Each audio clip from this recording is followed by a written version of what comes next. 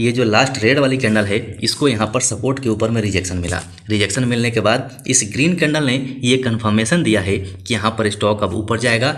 Friends, अपने इस video में हम बात करेंगे सुइलोन एनर्जी लिमिटेड की, क्योंकि सुइलोन एनर्जी अब बिल्कुल उड़ने के लिए तैयार है, ऐसा मुझे लग रहा है।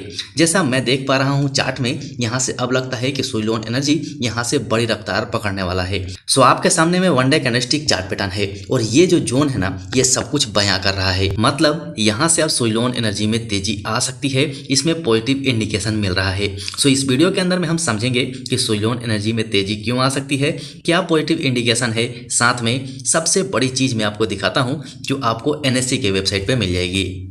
सो फ्रेंड्स, फाइनली हम एनएससी के वेबसाइट पे हैं और यहाँ पर आप वॉल्यूम देखिए 5 करोड़ 38 लाख के आसपास वॉल्यूम जनरेट हुआ है, जिसके अंदर में आप टोटल मार्केट कैपिटलाइजेशन देखेंगे तो 66,93,996.70 का हो चुका है। लेकिन इंपॉर्टेंट वो नहीं है, कल के दिन इसमें क्वांटिटी ट्रेड जो हुआ था वो 5 करोड़ 38 लाख 50 हजार के आसपास था, जिसके अंदर में 3 crore 30 lakh 94,145 share deliver quantity उठाए गए। अब यहाँ पर परसेंटेज में आप देखेंगे तो 61.46% का डिलीवर क्वांटिटी उठाया गया है।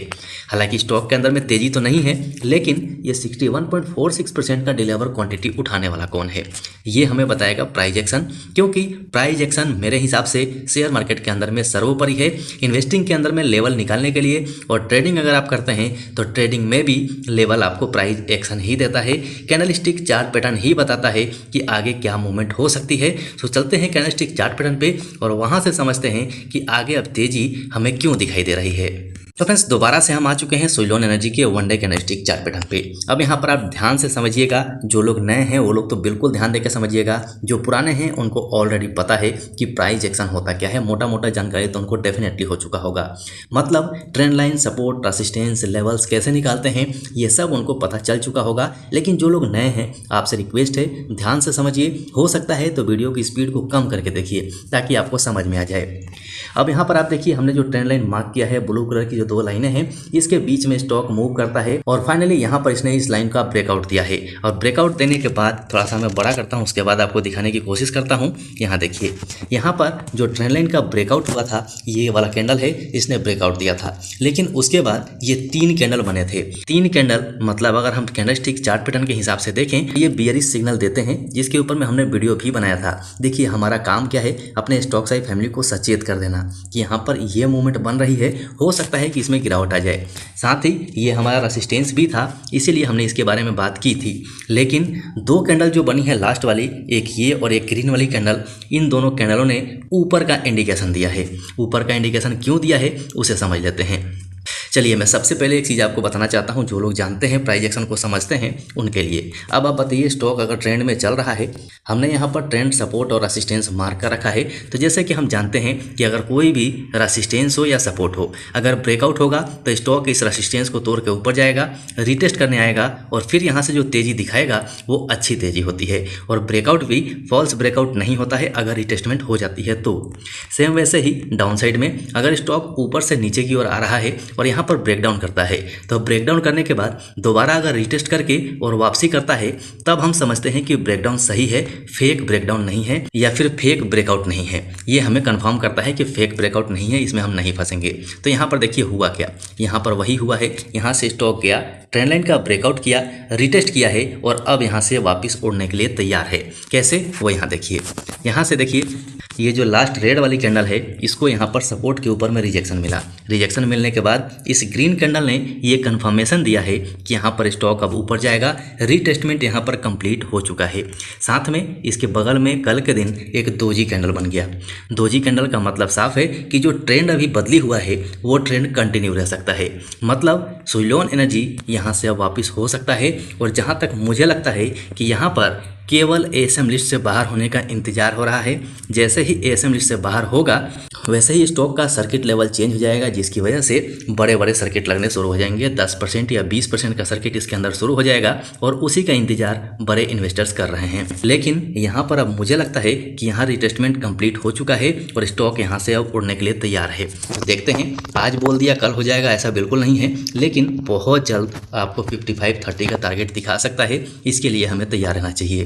लेकिन फ्रेंड्स ध्यान रखिएगा, जैसे ही 5530 के लेवल को ब्रेक करेगा तो जैसे कि आपको भी पता है कि ये फिलहाल में हमारा रेसिस्टेंस है, लेकिन जैसे ही इसे ब्रेक करेगा ये सपोर्ट का काम करेगा और जब जब रेसिस्टेंस का ब्रेकआउट होता है तब तब हमें रिटेस्टमेंट का इंतजार करना चाहिए, तब जाके प्राइस एक्शन सही काम करता है। आप यहाँ भी देख सकते हैं, यहाँ भी वही काम हुआ है। आप देखिए यहाँ से जो ब्रेकआउट हुआ था, ये जो लेवल है यहाँ ब्रेकआउट हुआ, ब्रेकआउट के बाद रिटेस्टमेंट आया, लेकिन यहाँ से कोई पॉजिटिव सिग्नल नहीं मिला, जिसकी वजह से क्या हुआ, स्टॉक नीचे ही आ गया और यहाँ सपोर्ट पे आ गया। सपोर्ट से पॉजिटिव कैंडल देके फिर से रेसिस्टेंस के ऊपर में आया, फिर से यहाँ पर बिकवाली हुई और फिर से यहाँ से वापस गया और इसने ब्रेकआउट दिया है। और अब यहाँ जो ब्रेकआउट हुआ है ये ब्रेकआउट रिटेस्टमेंट कंप्लीट करके और वापस उड़ने के लिए तैयार है, ऐसा मुझे लगता है। देखिए वीडियो में जानकारी केवल आपको दी जाती है, नॉलेज दिया जाता है। तो आप लोग कमेंट में मैं देख रहा हूं कि आप लोग वीडियो देखिए और बाय कर लेते हैं, ऐसा मत कीजिए। वीडियो देखिए, अपने नॉलेज को बढ़ाइए, अपना एनालिसिस कीजिए, फिर बाय कीजिए। अब देखिए इसमें कुछ लोग क्या है ना, जो नए निवेशक हैं बिल्कुल, वो केवल वीडियो के ऊपर में बाय सेल करते हैं। कल के दिन क्या हुआ, यस बैंक में एक खबर दौड़ी, वो भी ऐसे वेबसाइट पे जिस पे हम भरोसा कर सकते हैं। वहां पर यस बैंक में से होल्डिंग SBI निकाल लेगा, ऐसा खबर था। लेकिन बाद में SBI ने उसका खंडन कर दिया और बोला कि हमारा फिलहाल ऐसा कोई प्लान नहीं है, हम कोई स्टेक बेचने की नहीं सोच रहे हैं। अब देखिए कितना बड़ा गेम यहाँ पर हो गया, लाखों करोड़ों लोग वहाँ से शेयर को बेच के निकल गए होंगे, जबकि कोई ऑफिशियल ऐसा लेटर नहीं था।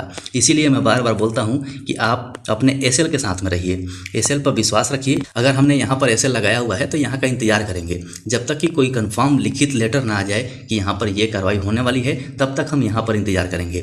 कुछ लोगों ने फॉलो भी किया है, कमेंट सेक्शन में मैंने देखा था, कुछ लोग फॉलो भी किए हैं और उन्होंने बेचा नहीं है, अपने SL का इंतजार कर रहे थे। लेकिन जैसे ही खबर बदली हुई, स्टॉक वहाँ से वापसी कर सकता है। ऐसा आप समझ के, सोच के, दिमाग लगा के रखिए कि हमें अपने SL के साथ रहना है। खबर कैसी है, जब तक उसकी पुष्टि नहीं हो जाती है तब तक हम कोई कदम नहीं उठाएंगे। अब यहाँ पर देखिए 73 का इसका RSI लेवल है।